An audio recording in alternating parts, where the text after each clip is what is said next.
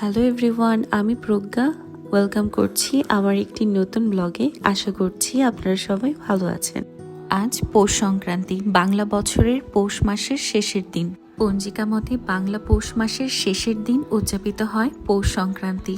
আজ সবার ঘরেই উদযাপিত হবে পিঠা উৎসব। তো চলুন দেখে আসা যাক আজ সারাদিন কি করলাম। আজ সকাল সকাল স্নান সেরে ঠাকুর পুজো দিয়ে চলে আসলাম রান্নাঘরে। ততক্ষণে রান্নার দিদি রান্না চাপিয়ে দিয়েছে। রান্না হচ্ছিল টমেটো দিয়ে ডাল আর সবজি।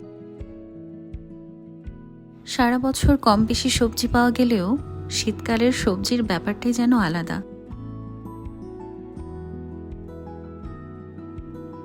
যে রান্না শেষ, এবার রান্না করছি বেগুন ভাজা আর মিষ্টি কুমড়ার ভাজা।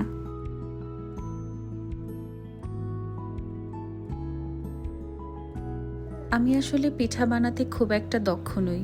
আমার 3 বছরের সংসার জীবনে প্রতি বছর আমার শাশুড়ি মাই পিঠা বানাতেন, আর আমার কাজ থাকতো দাঁড়িয়ে দাঁড়িয়ে পিঠাগুলোকে ভাজা।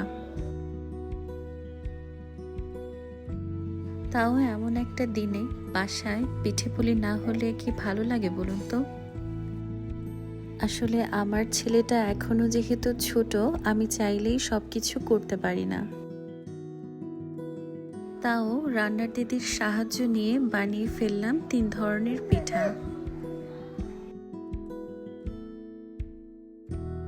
পৌষ পার্বণের দিনে প্রিয়জনদের সাথে নিয়ে পিঠে খাওয়ার মধ্যেও তো একটা আনন্দ আছে, তাই না? এবার বানাচ্ছি পাটিসাপটা, যেটা আমার খুবই প্রিয় একটা পিঠা।